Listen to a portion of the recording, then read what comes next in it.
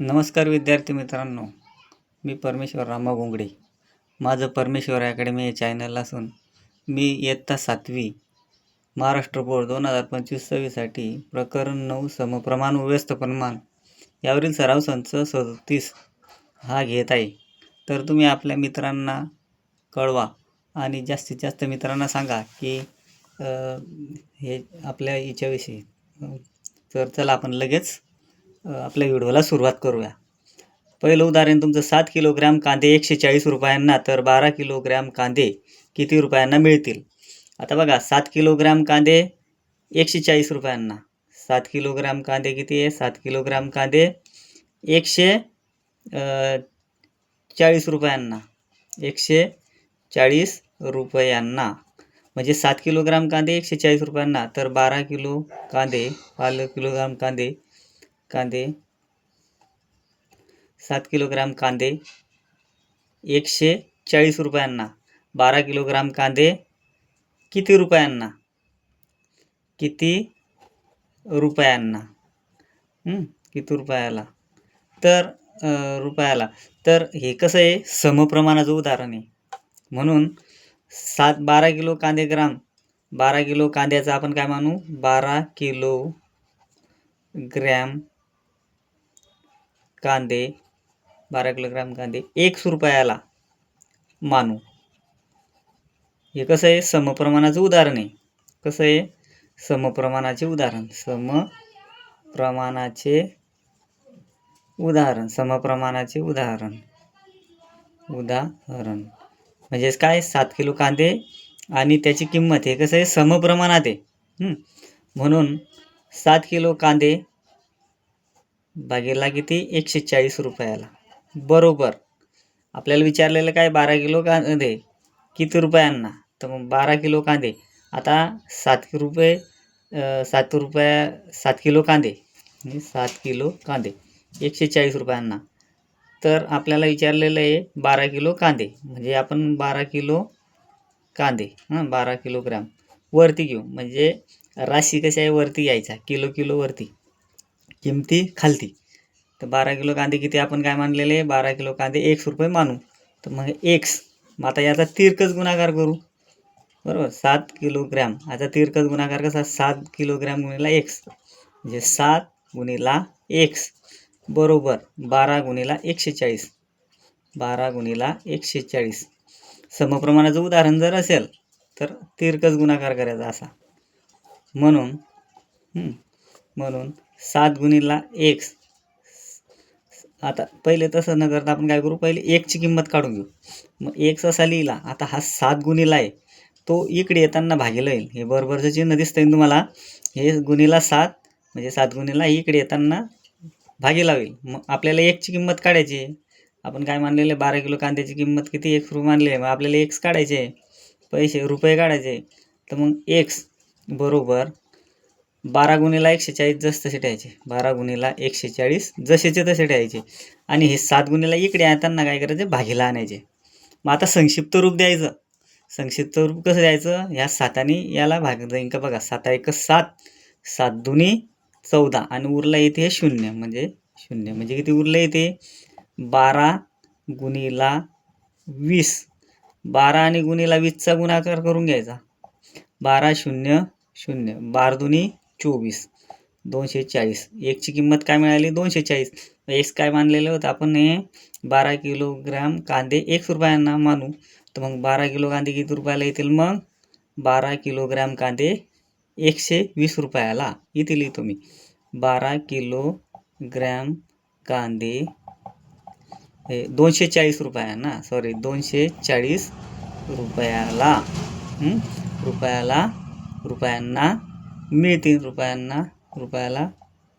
मिळतील.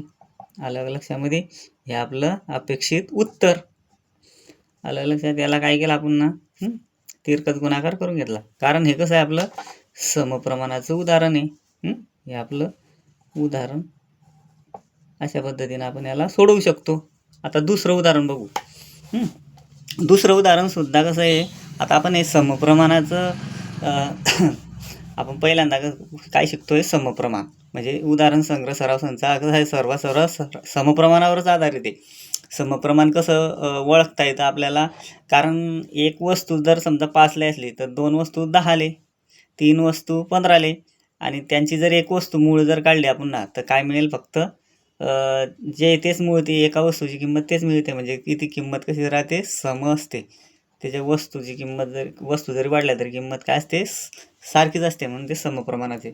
आता बघा इथे 6 रुपयांमध्ये 15 पेंड्या कडबा मिळतील तर 1280 रुपयांना किती पेंड्या कडबा मिळेल. बघा इथे 600 रुपयांना 15 पेंड्या, 600 रुपयाला किती 15 पेंड्या कडबा मिळतो तर 1280 रुपयाला किती पेंड्या म्हणजे ते पेंड्या म्हणजे हे कसं आहे समप्रमाणाचं उदाहरण आहे.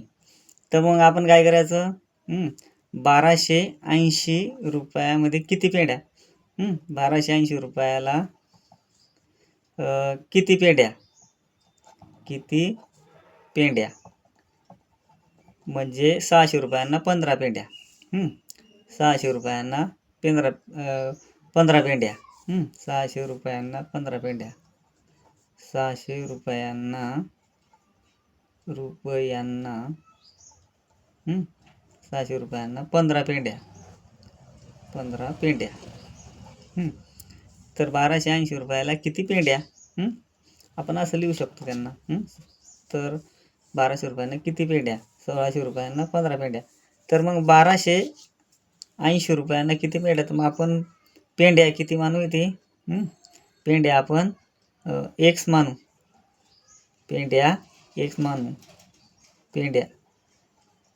आपण किती मानू पेंड्यांची संख्या एक्स मानू आपल्याला काय सांगितलं आहे किती पेंड्या तर इथे समप्रमाणाचं उदाहरण आहे. कोणतं उदाहरण आहे समप्रमाणाचं उदाहरण आहे. उदाहरण कसं आहे आपलं समप्रमाणाचं आहे म्हणून काय म्हणू आपण इथे आता 600 रुपयांना 15 पेंड्या 600 रुपयाला 15 पेंड्या बरोबर. आता हे 600 रुपयाला 15 पेंड्या आहे तर 1280 रुपये आता रुपये वरती घ्यायचे 1280 रुपयाला किती पेंड्या तर मग 1280 रुपयाला 1600 रुपयाला 15 पेंड्या 1280 रुपयाला किती पेंड्या मग त्या पेंड्यांची संख्या आपण एक्स मानली आहे. तर आपण पेंड्यांची संख्या काय मानली एक्स मग हे काय घेतलं आपण ना पेंड्या इथे एक्स घेतल्या म्हणजे पैसे वरती लिहून घ्यायचे. हे 600चे 15 पेंड्या तर 1280 रुपयाचे किती पेंड्या तर पैसे वरती लिहायच्या पेंड्या खाली लिहायच्या आणि तिरकस गुणाकार करू आपण आता. मग 600 गुणिला एक्स बरोबर 1280 गुणिला 15 1280 गुणिला 15. आता बघा आपल्याला एक्स काढायचा आहे. मी मगाशीच तुम्हाला सांगितलं आहे आपल्याला एक्स काढायचं आहे की नाही. मग आता मी इथे लिहित होते आपल्याला एक्स काढायचं आहे. काय मानलं आपण पेंड्यांची संख्या एक्स मानली म्हणजे आपल्याला पेंड्यांची संख्या काढायची. मग एक्स बरोबर हे 1280 जसेच तसे लिहायचे 1280 जसेचे तसे लिहायचे आणि गुणिला 15 1280 गुणिला 15 जसे तसे लिहायचे. आणि हे 600 ह्या बरोबर चिन्हाचे इकडे त्यांना भागी लावतील म्हणजे इथेच्या खाली लिहायचे छेदस्थानी लिहायचे म्हणजे किती लिहायला लागेल ते 600. मग अगदी सोपं रूप द्यायचं. आता आपल्याला सोपं रूप देण्यासाठी हा 1 0 आणि हा 1 0 कट करून टाकायचा बरोबर. हा कट केला इथे किती 128 उरतात. मग आता हे बघा हे आता ह्या अंशाला आणि छेदाला एकच संख्येनं भागायचं. आता बघा हे 15ला आणि 60ला 15 भाग झाले 15 1 15 15 त्रिक 15 चौक 60 15 1 15 15 2 30 15 15 चौक 60 म्हणजे अंशाला छेदाला एकच संख्येनं भागायचं एकच संख्येनं भागायचं. आता इथे उरले 128 उरले आणि इथे उरला हा 1 आणि इथे काय उरला मग 4 बरोबर. बघा 128 128. आता पुन्हा एकदा आपण काय करू ह्या 4ने 128ला भाग जातो बघा. इथे एकक स्थानी 8 आहे बघा. इथे 4 त्रिक 12 4ने ह्या 128ला भाग जातो 4 1 4 4 2 8 4 त्रिक 12 4 त्रिक 12 12 वगैरे 0 इथे उरले 8 4 2 8. मग एकची किंमत काय मिळाली आपल्याला इथे एकची किंमत काय मिळाली आपल्याला इथे एकची किंमत मिळाली 32. 4 1 4 4 त्रिक 12 4 2 8 4 त्रिक 12 म्हणजे 128ला 138ला भागलं ते असं. 4 त्रिक 12 आणि 4 दुनी 8 म्हणजे किती उरले इथे 32. आपली किंमत काय मिळाली इथे मग 32. म्हणजे आपले 32 काय मानलेले आपण पेंड्यांची संख्या x मानलेली आहे. आणि पेंड्यांची संख्या आपण म्हणू इथे पेंड्यांची संख्या ही काय आहे पेंड्यांची संख्या.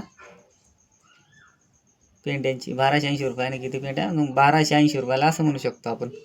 1280 रुपयांना 1280 रुपयांना किती पेंड्या 32 पेंड्या मिळतील. समजलं का 1280 रुपयाला 32 पेंड्या मिळतील. अशा पद्धतीने आपण हे उत्तर काढतो. तुम्ही वहीत लिहिताना व्यवस्थित लिहून घ्या. आता पुढचा प्रश्न आहे तिसरा प्रश्न. तिसरा प्रश्न रोज 13 किलोग्रॅम आणि 500 ग्रॅम पूरक खुराक 9 गायींना पुरतो. तर त्याच प्रमाणात 12 गायींना किती खुराक म्हणजे 13 किलोग्रॅम 500 ग्रॅम पूरक खुराक 9 गायींना. तर मग 12 गायींना किती खुराक हे बी समप्रमाणाचं उदाहरण आहे. मग 12 गायींना किती खुराक तर 12 गायींचा खुराक आपण काय मानू इथे आपण 12 गायींना एक खुराक मानू. त्याच प्रमाणात 12 गायींना एक खुराक लागेल. एक खुराक मानू. एक खुराक मानू 12 गायींना एक खुराक मानू. तर मग आता बघा 13 किलोग्रॅम म्हणजे इथे 13 किलोग्रॅम 500 ग्रॅम याचं आपण काय करू 13.5 असं रूपांतर करून टाकू. तर मग 13.5 म्हणजे 13 किलो 500 ग्रॅम होतं ते. 13.5 भागीला किती गाई त्या 9 गाई बरोबर 12 गाईंना किती खुराक लागेल. मग आता आपण गाई खाली घेतल्या आहे. 13 किलोग्रॅम 500 खुराक वरती घेतला गाई खाली घेतल्या. मग इथल्या ह्या ज्या गाई आपण 12 गाईंना एक खुराक मानू तर 12 गाईंना किती खुराक लागेल. मग आपण इथे किती खुराक लागेल तर एक खुराक मानलेला आहे. 12 गाईंना एक खुराक मानू. मग खुराकची संख्या आपण x मानलेली आहे. मग इथे किती किलोग्रॅम खुराक लागेल तर आपण हे इथे वरती लिहिलं आहे. मग इथे 13 किलोग्रॅम वरती लिहिलं म्हणून एक खुराक आपण काय मानलेलं आहे इथे लिहिलेलं आहे. 1 किलोग्रॅम 12 गाईंना 1 किलोग्रॅम खुराक 12 गाईंना 1 किलोग्रॅम खुराक मानू. मग एक इथे काय लिहिले राशीवरती लिहिलं आहे किलोग्रॅम गाई खाली लिहू आपण. इथे 12 गाई आता यांचा तिरकस गुणाकार करू. म्हणून इथे केला 13.5 गुणिला 12 बरोबर 1 गुणिला 9 1 गुणिला 9 1 गुणिला 9. आता आपल्याला 1 ची किंमत काढायची आहे. 1 ची किंमत काढायची आहे. तर आता हे 13.5 जसं तसं लिहायचं गुणिला 12 आता ह्या x आपण जसं तसा लिहिला 9 इकडे येताना काय होईल 9 हे या बरोबर चिन्हाच्या इकडे येताना भागी लावतील बरोबर 9 हे आपल्याला इथे झालं. बघा आता आपण याला काय करू संक्षिप्त रूप जाऊ. इथे बघा हे 12 हे 9 आहे 12 ने 9ला 3 भाग जातो. 3 चोक 12 आणि हे 3 त्रिक 9 पुन्हा हे 3 आहे. हे दशमचिन्ह आता 13.5 आणि गुणिला 4 इथे काय उरलं मग 13.5 गुणिला 4 भागीला 3 बरोबर x. आता आपण काय करू 13.5 आणि याचा गुणाकार करून घेऊ. 4 पंचे 20 4 पंचे 20 ह्याच्याला 2 4 त्रिक 12 12 आणि 2 14 4 त्रिक 12 12 आणि 2 14 4 ह्याच्याला 1 4 1 4 आणि हा 1 5 540 आणि हे उरलेले आपले 3. आता ह्या 3 आणि काय करू आपण ह्या 3 आणि ह्या याला भाग जातो वा 540ला. इथे बघा 3 दोन्ही 6 म्हटलं तर 5 पेक्षा मोठं होतील. मग 3 1 3 इथे लिहितो मी आता. इकडे जागा आहे आपली. आता इथे लिहितो मी 3 1 3 3 1 3 पाचातून 3 गेले उरले 2 मग 5 2 10 5 1 15 5 चोक 20 हे 3 1 3 इथे 3 1 3 पाहिजे आपलं. इथे खाली घेतो आता 3 1 3 पाचातून 3 गेले उरले 2 इथे 2 उरले मग 4 वरती 2 4 3 एक 3, 3 2 10, 3 3 3 चौक 12, 3 5 15, 3 सकटा 3 चौक 12, 3 1 3 3 6 3 3 9, 3 चौक 12, 3 5 15, 3 सक 18, 3 7 21, 3 8 24. मग 3 8 24, 3 8 24 म्हणजे या 3ने 540ला भागलं. 540ला भागलं म्हणजे कसं भागलं बघा. 540ला कसं भागलं ते आता 540ला असं भागलं. बघा इथे आपले हे 540ला कसा भागता येईल. 3ने भागलं. इथे 540 उरले होते ना आपले. मग 3 1 3, 5पेक्षा 3 2 6 चालणार नाही इथे. 3 1 3, 5तून 3 गेले उरले 2, हे 4 खाली घेतले. मग 4 घेतले. मग 5 8 3 8 40, 3 8 40 नाही 3 5 15, 3 3 7 3 8 24, 3 8 24, 3 8 24 0 0 हा 0 उरला. मग इथे याच्यावरच लिहून घ्यायचा त्याला किंवा 3 0 0चा भाग जातो. परंतु आपल्या इथे काय इथे दशमचिन्ह एक, हे दशमचिन्ह आपण इथे दिलं म्हणजे किती उरले आपल्या इथे फक्त 18. मग x बरोबर काय मिळाली इथे 18. म्हणजे बघा आपण ना या 3ला इथे 540ला भागल्यानंतर काय मिळतं 18. मग आपली काय मागली 12 गायींना किती खुराक लागेल मग 18 किलोग्राम. मग आपण इथे लिहू शकतो 12 गायींना 18 किलोग्राम खुराक लागेल. हे आपलं अपेक्षित उत्तर आहे. बघा आता हा दुसरा प्रश्न येते बघू आता. हा दुसरा प्रश्न येते 12 क्विंटल सोयाबीनला 36,000 रुपये पडतात तर 8 क्विंटल सोयाबीनची किंमत किती. आता 12 क्विंटल सोयाबीनला 36,000 रुपये पडतात. तर 8 क्विंटल सोयाबीनची किंमत किती. तर हे पण समप्रमाणाचं उदाहरण आहे. आता 12 क्विंटल आता आपल्याला काय 8 क्विंटल सोयाबीनची किंमत x मानू. इथे आपण काय करू 8 क्विंटल सोयाबीनची किंमत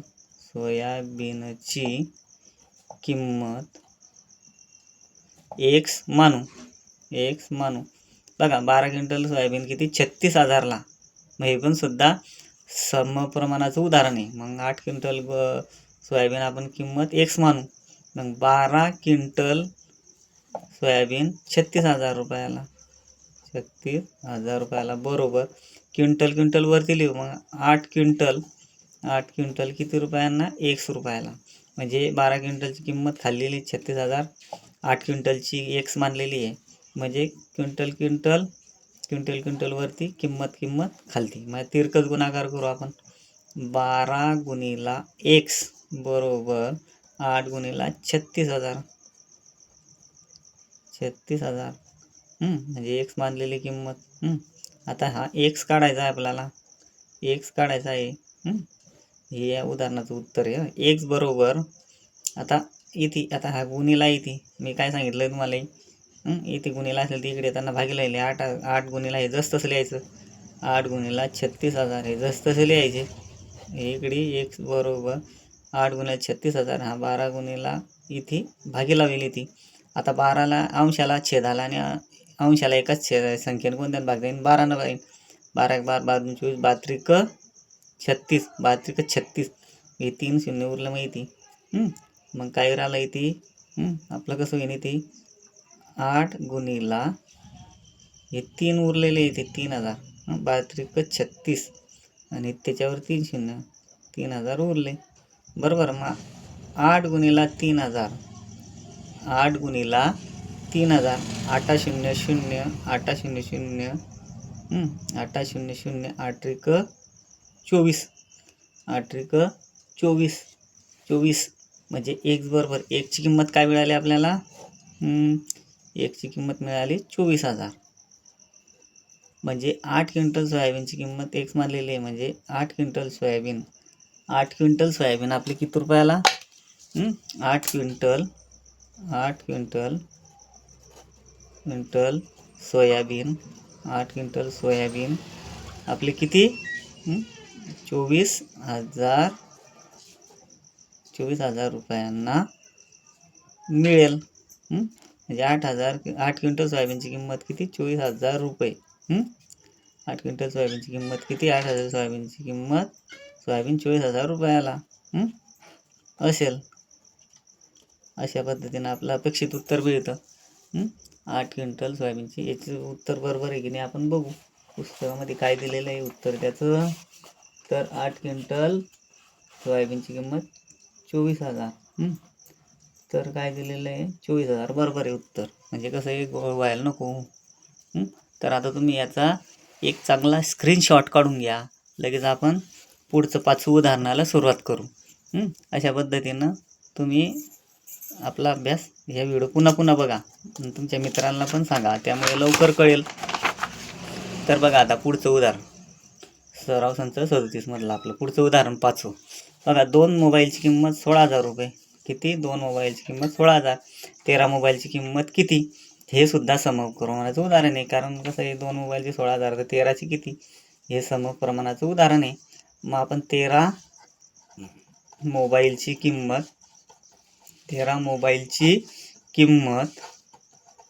आपण काय मानू? एक्स मानू. 13 मोबाईलची खरेदी केले तर एकूण किती रुपये लागतील? तर मग 13 मोबाईलची किंमत किती? एक्स मानू. मग 2 मोबाईल किती? 16,000ला. पेन मी लाल घेतला, राहू द्या आता 16,000 रुपयाला लालच घेतो. 2 मोबाईलची किंमत किती? 16,000 रुपयाला बरोबर.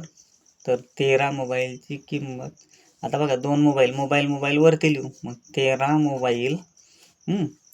मोबाईल खरेदी केले किती रुपयाला? आपला एक्स मानलेला आहे. मग मोबाईल वरती लिहिले, किंमत खाली लिहिलं. म्हणजे राशी ज्याची त्याची राशी सारखी लिहायची. आलं लक्षामध्ये? राशी खाली घ्यायच्या, मोबाईल वरती. म्हणजे त्यामुळे आपलं उदाहरण चुकत नाही.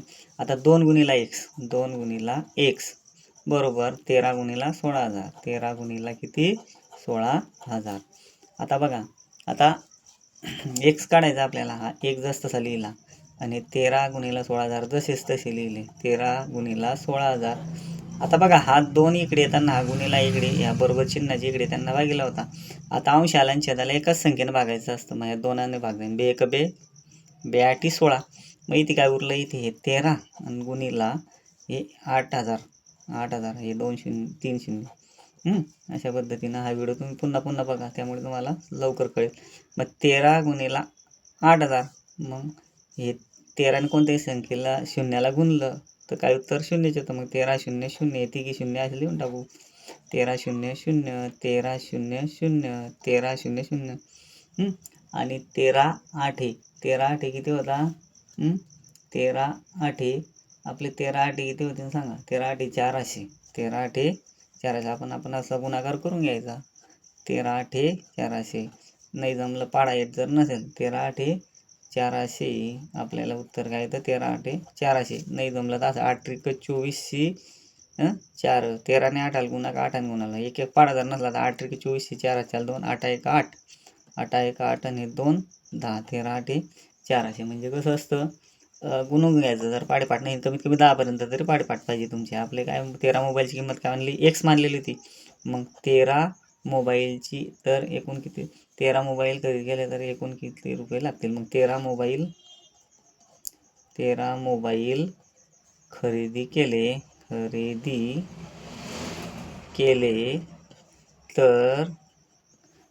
एकूण किती रुपये लागतील? किती रुपये लागतील? एकक दशक शतक हजार 10,000 लक्ष. म्हणजे 1,00,000 किती? 4,000 रुपये लागतील. समजलं का? अशा पद्धतीने आपण हा उदाहरण संग्रह सोडवला. 1 रुपये लागतील. अशा पद्धतीने आपण सोडवला. कसं वाचायचं? एकक दशक शतक हजार 10,000 लक्ष. म्हणजे 1,04,000 रुपये लागतील. अशा पद्धतीनं आपल्याला अपेक्षित उत्तर मिळालं. हा व्हिडिओ तुम्ही पुन्हा बघा, तुमच्या मित्रांना सांगा. आपल्या चॅनलला सबस्क्राईब करून ठेवा. धन्यवाद.